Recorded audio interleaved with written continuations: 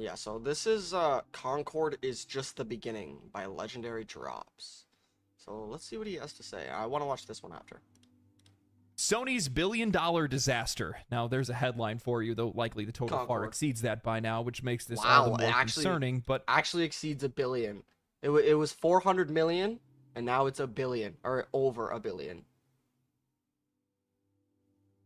That must be why they're releasing so many remasters, because they feel like it's a good, a safe bet. But it's not. It's not. Nobody asked for Horizon Zero Dawn remaster. Nobody fucking asked. While everybody's been focused on, enamored by the beautiful tragedy that was Concord, and what a beautiful disaster that was, completely poetic.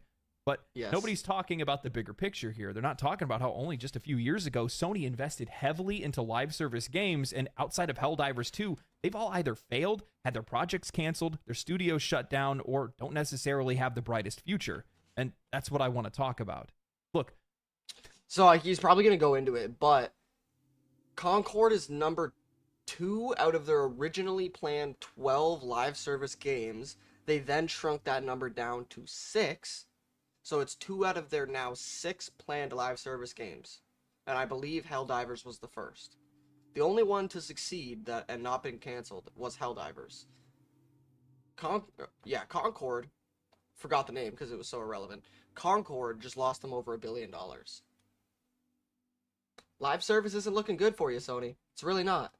The AAA game space has been obsessed with live service games. We all can see it. It's transparent as all hell. It's not about the value that they can deliver to their customers. It's about the value that they can deliver to their shareholders. Yeah, they want the money. They don't care about you. They just want the money. They want your money. Yep, it's exactly true. And in that, it's a little weird. It feels like a betrayal on the side of Sony because their games have always stood for high-quality premium titles, but not live service cash grabs. So it begs the question that I'm sure a lot of people are asking, when did Sony want to stop making games for us? Over the past 2 console generations, Sony has dominated with the PlayStation 4 and PlayStation 5. The PlayStation 4, released in 2013, quickly establishing itself... well, the Order 1886 did not go very well. ...as a leader in the market, selling over 117 million units worldwide. I know a lot of people did this, but I was an Xbox kid for the longest time. You know, my whole life growing up, I had tons of different Xbox. I went through 7 or 8 different Xboxes because they just kept red ringing, and you know, my dad was an idiot, just kept buying more and more and more. My mom bought like 1 or 2, but my dad tried to buy me the original Xboxes. He wanted to play the original Xboxes, you know, before he was he did what he did. He did some not great things, but he tried to buy me the original Xbox, and he brought me, I remember this, he bought me at least 10 of them, and they all failed or did not work for some reason or another, and then he just stopped. He's just like, you know what, fuck this shit, I'm not buying anymore. But, yeah, so when the PS4 came out, I switched from the Xbox 360 to the PS4, because that's what all my friends did, and it just looked like a better console. And that was the last console I bought. It's over there somewhere. Facing the Xbox One, which struggled to even get half of that number. The success wasn't just about the hardware. Sony's lineup of single-player titles, including God of War, Last of Us Part 2, Horizon Zero Dawn, Spider-Man, Ghost of Tsushima, these were all critically acclaimed and commercial hits, creating a reputation for delivering blockbuster experiences beloved by players. A key moment in Sony's rise over Microsoft came with the launch of the Xbox One, when the Xbox attempted to introduce restrictive DRM policies that would prevent players from simply trading or sharing their games. Sony capitalized on this misstep with a now iconic ad. This is how you share your games on PS4. Oh yeah, that was a funny ad.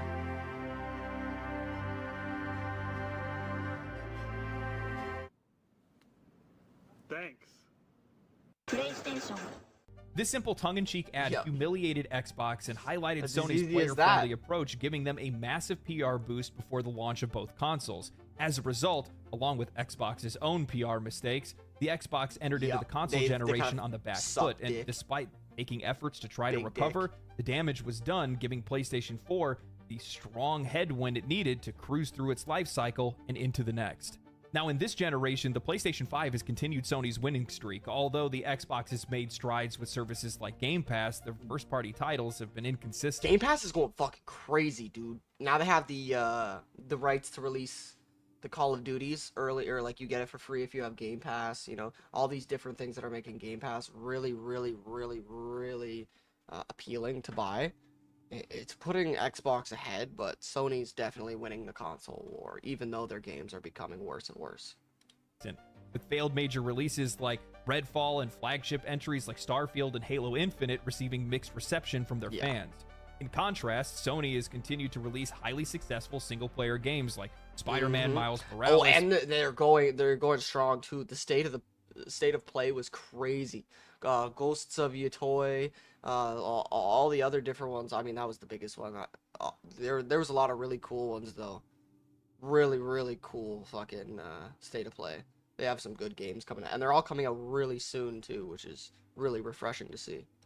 Ratchet and Clank Rift Apart, Spider-Man 2, Horizon Forbidden West, and God of War Ragnarok. Oh, no, while Xbox has leaned heavily into Game Pass as a strategy, Sony struck on its strengths, delivering high-quality, narrative-driven games that sell millions of copies and generate long-term goodwill amongst their fans. I think that Sony's decision to focus on these blockbuster premium titles has allowed them to maintain their dominance, even as the industry has started to shift towards subscription services and live service models. Xbox's reliance on Game Pass, while innovative, has yet to deliver the kind of killer releases and exclusives that would sway the masses away from PlayStation's strong releases. This has allowed Sony to maintain their foothold as the console of choice for players that are seeking high-caliber single-player experiences. However, just a couple years ago, Sony had announced plans to expand into live service games, signaling a major shift in strategy. The company initially revealed plans to release 12 live service games by 2026, aiming to tap into the lucrative, reoccurring revenue streams that come from ongoing games like Fortnite or Destiny. This is what I was saying earlier. Was seen as a move to diversify and future-proof their business model, catering to their shareholders eager to see a steady cash flow rather than the it-driven model that they have relied on up until now. From an investor or an executive standpoint, this makes total sense. I mean, Genshin Impact has made $5 billion. Fortnite's made over $26 billion. Live service games make a lot of money. But when you're blinded by greed, you tend to miss the obvious things. And in this case, it's the inherent difference between what's made them successful and their shotgun strategy of dumping out 12 live service games by 2026. I think it's relevant here to point out that Sony's brand identity within the market is that of the premium console experience. That is what their customers have come to expect. Xbox is the affordable one, Nintendo is the unique one, PlayStation, that's premium. And Sony knows that. That's what they've been pushing. Well, yeah, they take a gamble on their single-player games. You're going to have a Baldur's Gate 3 or an Elden Ring or a Black Myth Wukong that's going to come out and it's going to steal some of the limelight. Players can always justify buying a PlayStation game because they know it's going to be a highly refined, great experience that's worth their money. That's why people buy PlayStations. So there's something inherently not PlayStation about live service games because they don't represent any of that. And I think that's where their troubles begin. Let's first start off with the live service games that PlayStation has canceled. The Last of Us Online, initially announced as a standalone multiplayer title tied to The Last of Us Part 2.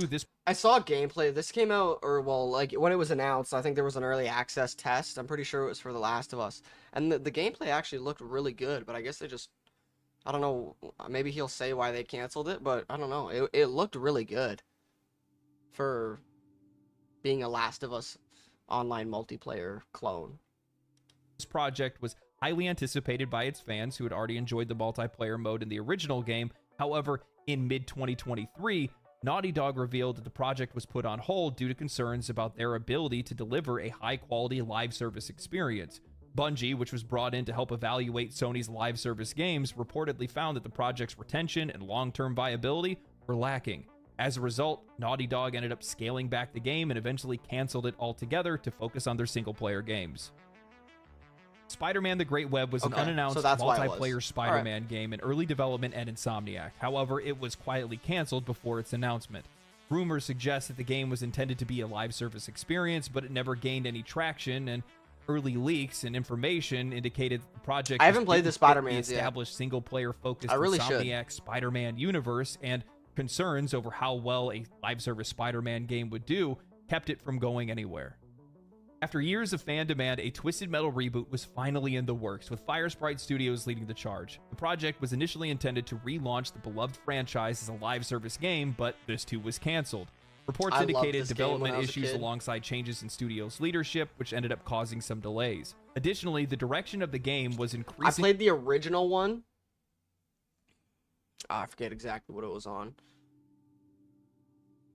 Maybe the early PlayStation or something. I don't know. Let me find it.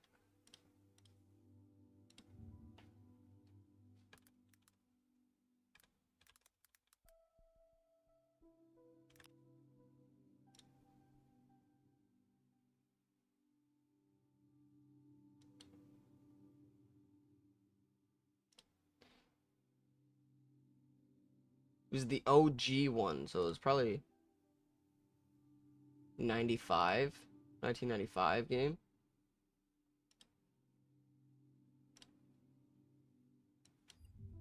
I think it was this one. Pretty sure it was this one. Pretty sure it looked like this.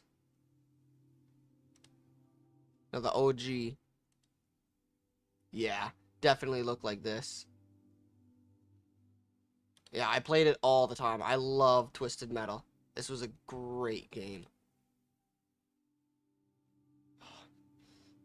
So good. I wish I could go back to that. Anyways, let's continue this.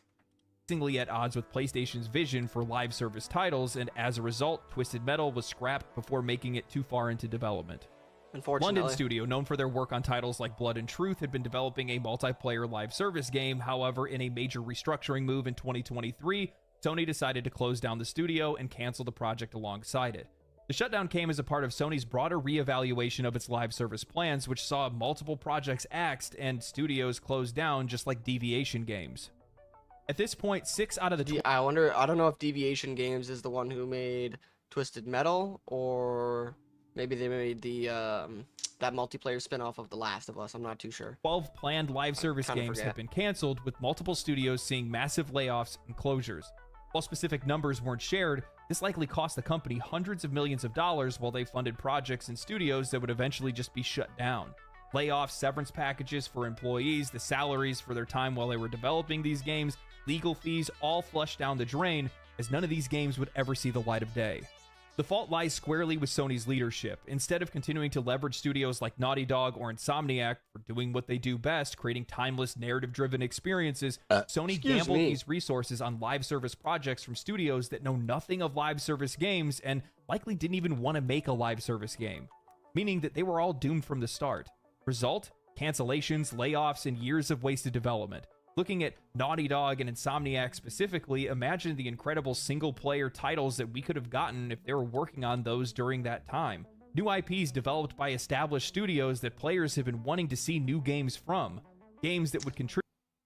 Yeah, I mean, if they wouldn't have remade The Last of Us 17 times, you know, maybe we could have got some really good games, some really interesting games. But no, we just needed to remaster it 17 times, bring it back on each console for, you know, every 3 years, because there's a little bit of graphical updates.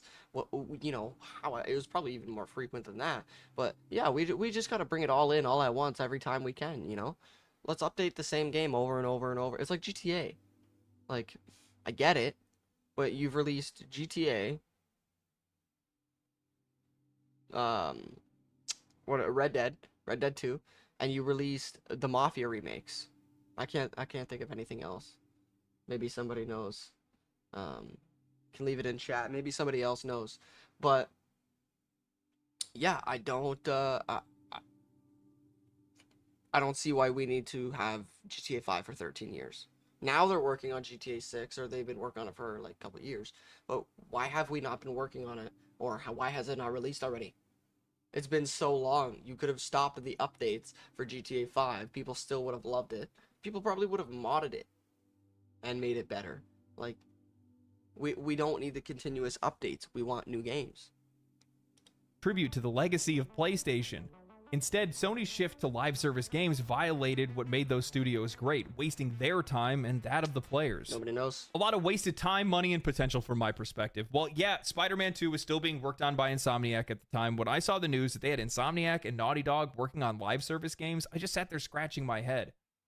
Those are resources that were better used for those studios to be working on new IPs. I think I speak on behalf of all gamers when I say I'd like to see something other than a remake or remaster from Naughty Dog when it comes to The Last of Us. Yeah. So you want to see if your studios are flexible. Yeah. I get it. Look at Guerrilla Games. They came out with Killzone. Now they make Horizon. It's good to test that kind of thing, but you don't always... Killzone is a really good franchise, too. I remember playing the original Killzones on the PS3. I didn't have one personally, but my really close buddy had one. My brother had one, so I could play it here and there, but I played on my Xbox most of the time. He played on the PS3. I think he also had an Xbox. I'm not too sure. But he mostly played on the PS3. I mostly played on the 360. So, I never experienced most of the PlayStation 3 games, but pretty much all the major Xbox 360 games I experienced to some degree or another. A lot of the bigger PS3 games I also experienced too because of my buddy and because my brother did have one that I could play occasionally. Always want to do it, and nor are those studios actually capable of doing so in the first place. And that just brings me back around to how inherently not PlayStation all of this is.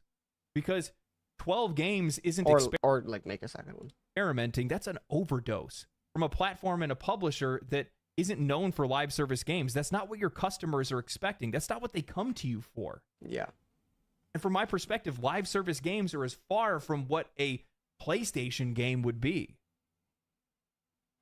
Yeah. I think there's a fundamental issue with the way that PlayStation has been approaching this entire thing, and I think it's because of the fact that they are so used to bartering for people's money and not people's time. Well, it depends, because if you have a good idea, like, you see with Helldivers, well, why do I want to see what captions look like? What? Anyway. The thing with Helldivers is it's a fun and unique concept, and it's an idea that hasn't really been done to a degree, to the same degree that Helldivers was done. Yeah, like, not a lot of the games that have come out in the past 10 years are even close to what Helldivers is. So that's a unique concept. However, when you release hero shooter number 75 that looks the same as all the other ones, and nobody gives a fuck, and you lose $1 billion. Sucks to suck. These are two completely different things with completely different values, and in that, players aren't going to buy.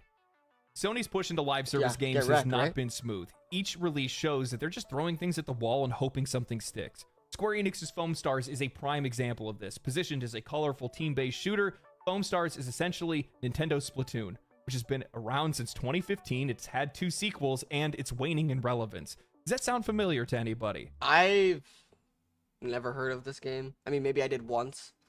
Like, maybe I was like, oh, new remake to Splatoon coming from whatever, but other than that, I don't remember hearing anything about this game. It's so irrelevant. Nobody cares.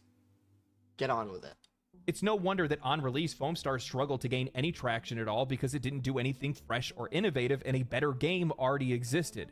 In a crowded marketplace where Sony's audience is conditioned to expect high-quality premium titles, premium experiences, most of them that are directed at adult audiences, Foam Stars just doesn't make any sense.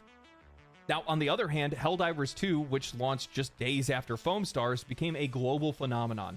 In the months following its February release, the game sold 12 million copies in 12 weeks, making it PlayStation's fastest. 1 million copies a week, dude. That's crazy. And it's like $40 or $50, whatever it is, after taxes and shit. 12 million times 40. That's a lot of fucking money, dude. Yeah, they're making bank, man. See, if you have a unique idea and it's a fun game, you make money. However, if you just do stupid shit all the time, and you make a game that's the exact same as every other game, you literally... I almost forgot the name of the game because it's so irrelevant. I see clips of the game, I can't even tell what game it is. Right? Like, you can't even see it. You're like, what game is this? Somebody has to tell you that it's Concord for you to know. However, you're watching Overwatch, you know you're watching Overwatch. Same with selling League game or of whatever. all time. It Even delivered Deadlock. exactly what you would expect from a successful live service title, or any game for that matter. As a third-person shooter, Helldivers introduced innovative gameplay loops that we hadn't seen before. Its live service monetization was ethical, and battle passes didn't expire.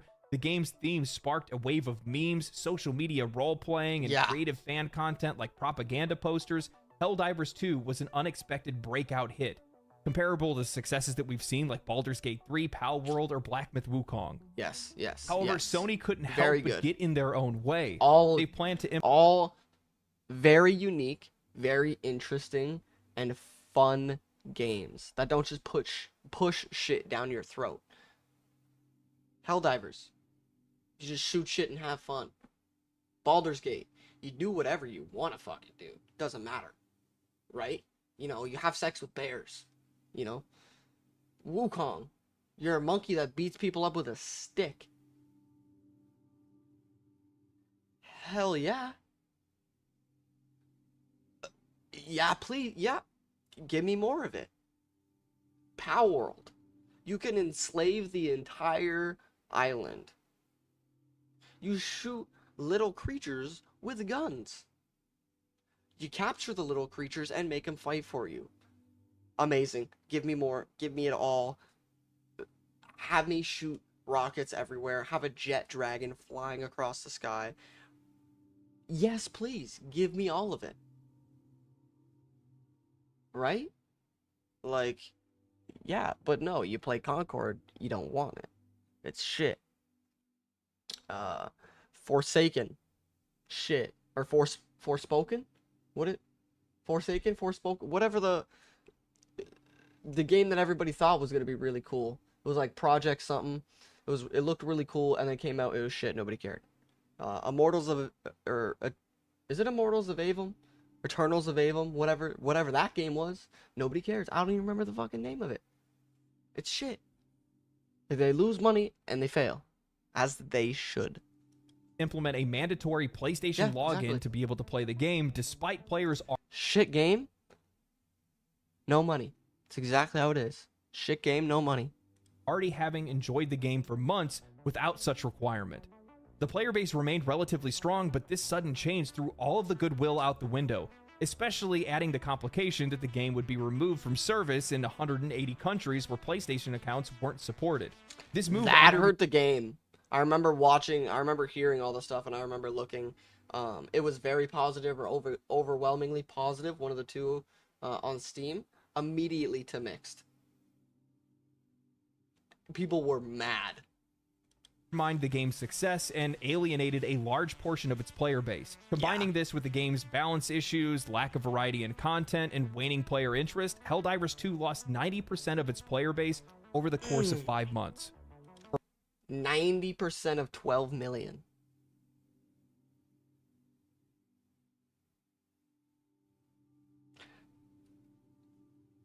%10 of 12 million, for those that don't do the quick maths, is 1.2 million.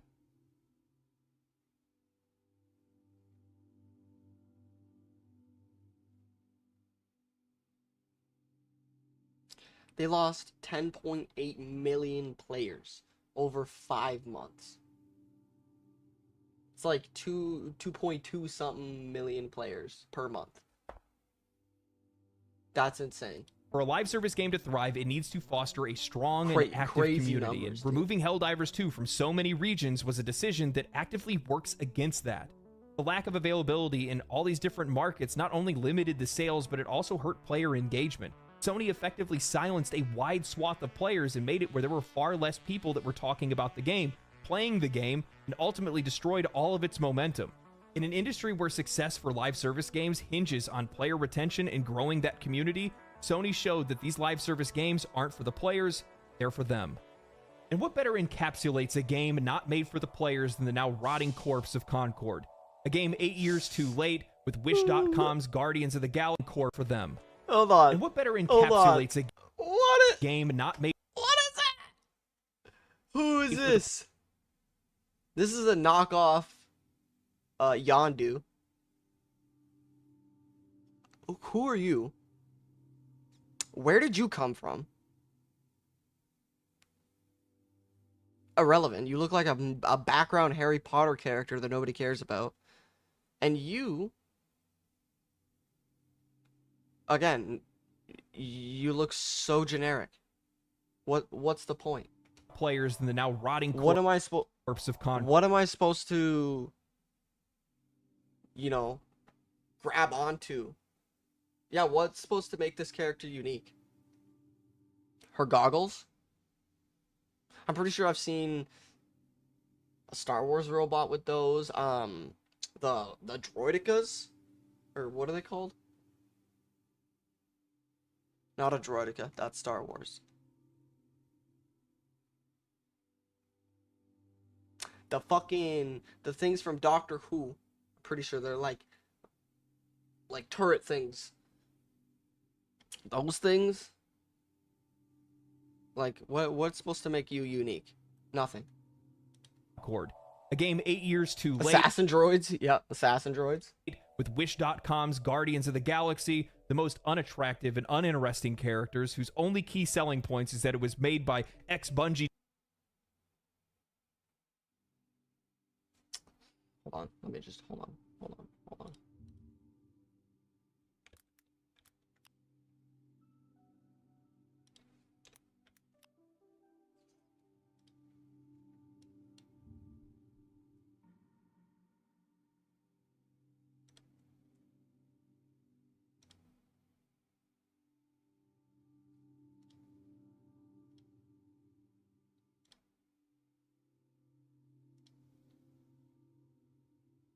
Really?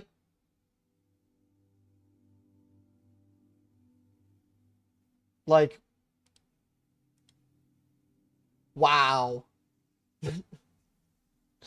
Bro, this is straight up don't copy my homework. If you copy my homework, just change it up a little bit. This is exactly what this is. Get out of here. Developers and would post weekly short films to fill out its universe. Concord was so highly praised by PlayStation before its release that either they have no idea what a good Why game is it like quality eating cheeks right now? What's going on here? looks like, or they thought consumers were mindless enough video, to just not suck up game. any slop that they dropped on the floor. The Xbox 360 Burger King games were more original than Concord.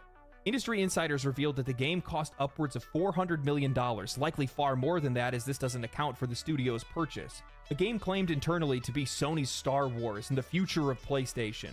A game nobody asked for, nobody wanted, that sold roughly 25,000 copies and was shut down only 2 weeks after its launch. So they probably lost $400 million just on the development alone, plus the buying of the studio, plus the loss of profits, plus probably laying off employees. See if there's anything else.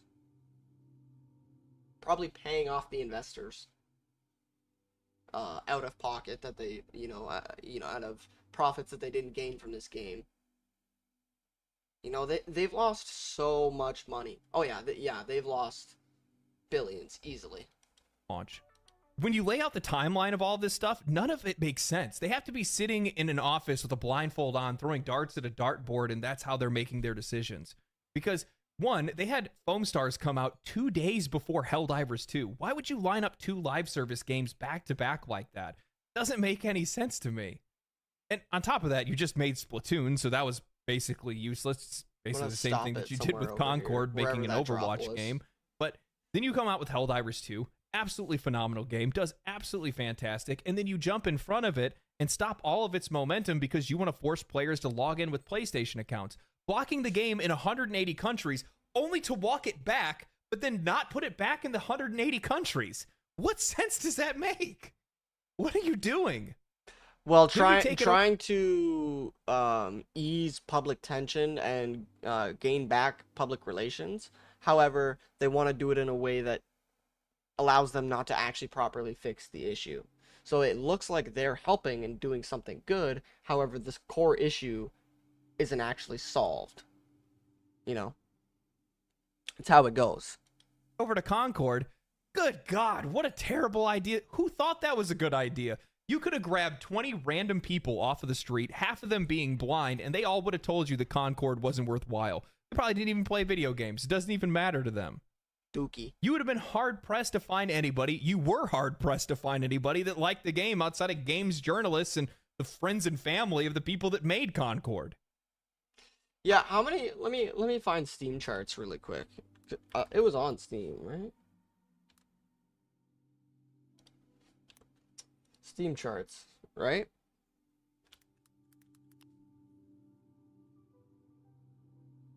Yeah.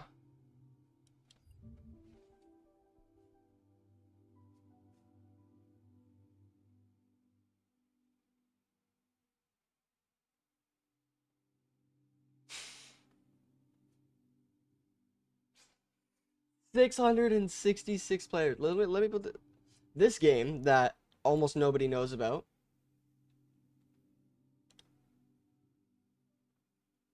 Has had a higher all-time peak and still has more players.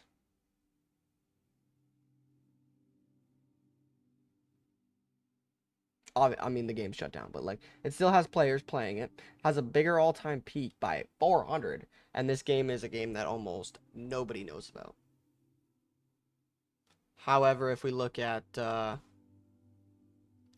over $1 billion disaster child of PlayStation, it's not looking so hot. It's just how it is. How did you look at that game and think that it was worthwhile, especially with how much money you put into it? Sony be crazy. None of it makes any sense. They have to not know what they're doing at all. That's the only explanation that makes sense in this case. With everything that they've done so far, with the studios that they've closed, with how they've handled Helldivers 2, with Foam Stars and Concord, there is no faith that I have to give when it comes to the live service games that they have yet to release. In the coming months and years, we get to look forward to Bungie's Marathon, likely the only one that we can be optimistic about. However, nothing in the past few months tells me that Bungie's leadership is capable of managing or delivering a successful live service game going forward. They've laid off a majority of their staff, they've scaled back Destiny to basically being on maintenance mode, and they will likely see more restructuring in the coming months. While Marathon is an interesting concept and Bungie has delivered enduring franchises, I don't think that same spark of innovation and creativity is there like it used to be. Is Marathon a new game? I don't know. I haven't heard of this. The early days. I'm then assuming there's the it Horizon MMO that's being developed by NCSoft, which is a Horizon MMO. Wait, NCSoft. Let me see what they've made.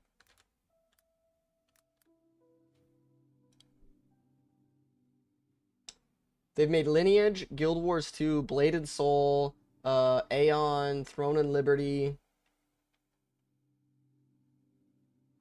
Lineage 1, obviously. Okay, they've made some pretty good games. All right, so we'll have to see. Very excited about this Horizon MMO. That actually might be really good. I love the Horizon enemies and the world and everything, but I couldn't really get into the full game of it. Which is an interesting concept for an MMO, but NCSoft doesn't necessarily have the best track record for releasing successful MMOs. See their last release in Throne and Liberty. There's also... Yeah, I mean, Throne and Liberty didn't do too good, but... I mean, Guild Wars was good, right? And I think the other ones, like Lineage, was pretty good, too. I think just Throne and Liberty wasn't the greatest. I'm not 100% sure. I know about the bigger MMO companies. I don't really know about those ones, to be completely honest. But yeah, I think, at least I don't remember hearing anything bad about those previous ones. Guild Wars 2 wasn't great. Yeah, I don't know. I guess it's all personal preference too, to a degree.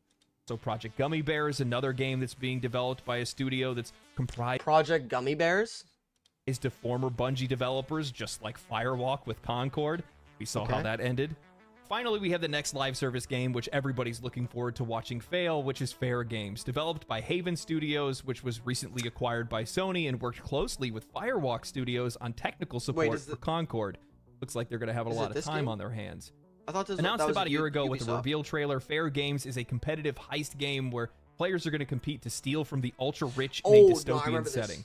The game features a blend of PvP and PvE mechanics with teams battling not only each other but AI-controlled guards. The lack of awareness by Sony making an eat the rich live service game is levels of irony that I never thought we'd reach. A game built from the ground up to extract as much money as possible from players for the least amount of effort possible. Yeah, it's weird, right? Games that are meant to profit far more than they are worth by taking advantage of lower and middle class consumers using marketing psychology every single time they log in. Hey, Sony, what exactly is the message behind the featured black protagonist in the trailer? They made a game about killing themselves and stealing money from themselves. That's crazy. They wanted to put themselves in a game so bad, they just did it full stop. Trailer backed by a hip-hop soundtrack that's stealing from people because they think they deserve it more? Without a doubt, this is going to be another Concord. Former Ubisoft developers working hand in hand with... It's going to be a straight-up meme. Everybody's going to start at 0, and they're going to, like... I could see it now. There's a target that's close enough to like a CEO in the real world, and it's like a Ubisoft CEO or whatever, or maybe there's a special target and it is the Ubisoft CEO, and it's just going to be a meme that every time you play the game, it's just a speed run to that target, and then you just get that target over and over and over and over. Guaranteed. With Firewalk, the makers of Concord. I could see some shit like that happening. I don't know how it's going to play, whatever, but I could see that happening, if that is a possibility. Yeah, I can see it written all over this game. Again, we have a game that's years behind the heist trend of Payday, with tokenized representation made for an audience that doesn't exist. This game's trailer on YouTube has 36k dislikes, and all of the comments are flaming the game from every direction. I would imagine, yet again, PlayStation is likely not going to take the hint like they should have with Concord's beta player numbers not reaching over 1,000 players, and release this game regardless of consumer reception. Outside of Helldivers 2, I have no idea who these games are being made for, and neither does PlayStation. They are targeting audiences that don't exist, they got no and idea. Audiences that don't buy their games. The truth is, Sony's live service experiment has been plagued with failures because it veers too far from what makes PlayStation games so impactful. Experiences that are prioritized... Well, and not only that, but like... How is it impactful to any degree? How is... Veers too far from what makes PlayStation games so... How is this interesting? I have a giant trash can shooting out booty hole juice while some random girl in a dress, a robe, and I'm some big dude that looks like I'm a knockoff Avenger, Fantastic Four member, whatever. How is this interesting? How is this fun? How is this innovative? How is this unique? Who asked? Nobody. Yeah, right. Nobody. Impactful. Experiences that are prioritizing quality over quantity and have target audiences. Every canceled project, every misstep and mistake represents wasted potential and talent that could have brought better games made for the right reasons. Games like God of War, Uncharted, The Last of Us. Right reasons. Right reasons. That's all it is. You have to make a game for the right reason. If you make a game to sell, like, every game's made to make money. However, that cannot be the defining feature of your game. It can't be, everybody's doing this, it's super popular, let's do it, and just copy everything. And let's just not really care. You know, let's not care about the character design, let's not make an interesting story, let's not do anything different, let's just copy everything to a T. And make it bland, repetitive, and boring, and unfun. I mean, I never played it, but I remember hearing people talk about it and just saying that the game wasn't fun after 2 or 3 games. The gameplay itself was not interesting and was not fun. The game, in a generality, was not interesting or fun. Yeah, people were saying it was garbage. The game wasn't fun. Nobody cares. It was a garbage game and it wasn't fun, so nobody cares. Ghost of Tsushima. These all left lasting impacts because they weren't chasing trends, they were leading them. Now, Sony seems more concerned with chasing fleeting profits rather than sticking to the values that built their empire. Dang, their shift into live service has been nothing short of a disaster. In the end, it's what they deserve for shifting their site away from their players and to their shareholders. Listen to me. Make great games and the money will come. Make soulless, pandering, patronizing cash grabs and the money will leave. With $400 million spent on Concord's development, the cost of buying the studio, the cost of all of the games that they've canceled mid-development, the studios they've closed, and all of these other live service failures, PlayStation has likely torched more than $1 billion by now. And with more releases right around the corner, that number's only going to continue to grow. I want to make something clear. Live service games are not the issue. It's the motivations behind wanting to make a live service game that are the problem. If you look at a game like Helldivers 2, it was motivated by the right reasons. You see it in the game design, you see it in the themes of the game, you see it in its monetization. Everything was earnable in the game. Battle passes didn't expire. It wasn't made to be an infinite money glitch. It was just made to be a good game, and that's where you always have to start. But when I look at games like Fair Games, Concord, or a slew of the other releases, these are all uninspired, generic, copycat games that are meant for nothing more than to take money from the players. And when I see you wanting to put out games like that and thinking that players are going to like those things, a lot of the time they feel really weird too, right? Like Fair Games, especially Concord to a lesser degree, but still a lot of the people didn't like the characters and the weird pronouns and the gameplay, just the sameness and the blandness of the design. They didn't like that. And with Fair Games, it feels slimy. Like you can't even play the game yet, but it just, the thought of the game, the gameplay, the idea, the concept, and the story, and like what the gameplay is supposed to be based around, feels fucking slimy. Like, feels nasty. it shows just how little you think of us. When I look at a lot of the other games that are out there that they're planning on putting out, I just see them stapling on their successful IPs, stapling that name onto these games and hoping it's going to attract that audience and gain some type of traction. But at the end of the day, all you're going to be doing is just lowering the value of those IPs over time. You're tarnishing the value of that IP and what that game means to the players. Right. Go make a God of War live service game or a gacha game and see how the players respond. Immediately, you're taking one of your most popular games, the games that made your empire, the games that made you successful, and you're turning them into a joke. You don't want to do that. I'm happy that this experiment brought us Helldivers 2. The game is much better than it has been in a long time. They've worked on it a lot lately. They've fixed a vast majority of issues with the game. It still needs a lot of content before it's ever going to reach any levels of continued success from my perspective, but we'll see what it looks like. And I'm going to tell you right now, with all the money that they've spent, all the money that they've lost on all these games, I'm hoping that it's going to stop them from making them. That's what I want. Hopefully, man. I want them to look and seriously, they need to shake their heads and they need to realize that live service is not some golden egg. It's not some golden chicken or whatever. It's gonna make you tons of money. It's not some money tree. It's not an infinite money glitch. It's not some easy cash grab. No, these live service is simply a tool to better your games, and if you use it as a tool to design the game and not better it, that's where the problems come in. The problems come in when all you do is design your game around the live service. The battle pass consistency, always having to check back over, like Tower of Fantasy. I think not PoE. Lost Ark has systems like it. I'm sure there's tons of other games where you have to, Clash of Clans, you have to check back over and over and over and over and over and over and over. I mean, with Clash of Clans, people are still going to play it. They're stupid, but they're going to play it. But I think people are getting more and more frustrated with these types of games. It's becoming more and more of a problem. And it's a good thing. I mean, these games need to fail. These companies need to just completely eat shit. Yeah, they need to just fucking die, man. They need to eat shit when they release games like this, because that's what they're doing. They're trying to give us shit. So make them eat it back. Like, yeah, right? Yeah. Well, you know what?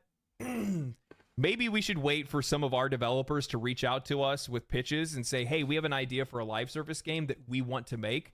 And chances are those are probably going to be the better ones. But if you're going out there and saying, we're investing in live service games, company A, B, C, D, you guys are all making live service games. Yep. It's probably not going to go well. You're Correct. forcing them to do something that they're not wanting to do, or they don't even have the experience in doing so in the first place. I'm so happy that the Insomniac and Naughty Dog games got canceled, because, man, could you imagine what it would do to their reputation if those games came out and they sucked? Holy. You know, the Yeah. funny thing is if you look at PlayStation right now, the games that have been the That's most the problem, is like a game can become worse over time, but if you make it become better over time, the game's still bad. If the game releases bad, the game's bad. If the game releases good, it's good. It can become worse and people can die off, but it'll still always be seen as a good game. If it comes out and it's shit forever. Instantly. successful for them have been their single player titles. Look at how people are raving over Astrobot right now. Look how excited people are for the next Ghost of Tsushima game. The Ghost of Your Toy. It's going to be crazy. The Astrobot game looks really cool too. These games are going to be absolutely insane, man. These games make you a lot of money. They give you the reputation that you deserve when you make games like that. But you're really killing your reputation. You're really devaluing your position in the market by coming out with some of these generic cash grabs, because we can see them for what they are. We see them all day. You're not the only one putting them out. A lot of people are. That's sad to see the road that some of these publishers and studios want to go down. Sony, Ubisoft. You know, I'm making a video on Xbox next. Anyway, I'm actually going to be playing some Ghost of Tsushima tonight. I finally got it downloaded on my PC. I'm just going to, dim the lights down and enjoy myself a little bit. Anyway, if you guys enjoyed the video, make sure you guys I need to play that. I'll let him finish off here, but I need to play that game too. I have not played Ghost of Tsushima yet, and I really need to play that game before Ghost of Toy comes out, because it comes out very soon, and I need to play that, but I'm broke. Of course. Video, share it to your friends, subscribe to the channel if you guys want to see more videos like this. Follow me on Twitch if you guys want to catch me live talking about video game news and playing video games and whatnot. Outside of that, my friends, stay cool, stay righteous, stay safe, and I'll see you next time. Peace. Family. Yeah, it was a good video. I mean, yeah, these companies deserve to fail, right? Like, if you release shit, you should get shit. We only want good games, and those are the only games that should be supported. Whether or not it's an interesting idea, the idea will come back around in a better way, as long as you don't support the shitty ideas. Right? Like, I guarantee there was a game... It was a long time ago, and it did kind of it was kind of designed as a Clash of Clans money-making game, but it wasn't as egregious. It was called Backyard Monsters. It was on Facebook. It was like when Farmville and all those games were popping off. Yeah, I don't know. Yeah, some of you might have played it. That game was really fun. Wasn't as egregious as Clash of Clans. You know, you could do a lot more. You just had to sign on to Facebook or whatever. Give Facebook a bit of user time and all that different stuff. It would add users to the platform, just like Farmville. You could spend a bit of money here and there, just like Farmville, but it wasn't terrible. It was kind of just the start. And it got worse and worse and worse because people always supported it, because it was a cool idea. They liked the Backyard Monsters, and Clash of Clans was a cool idea. All these different things we don't realize in the current time is actually a very slippery slope, and it's just a path to our destruction. So you need to be very careful with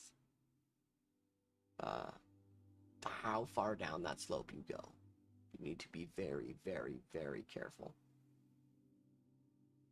But yeah, that was a really good video again by Legendary Drops. So check him out, give him the credit he deserves. If you haven't already, maybe give him a sub, give him a like. Do so here as well if you're watching this afterwards. That would be really appreciated. Anyways.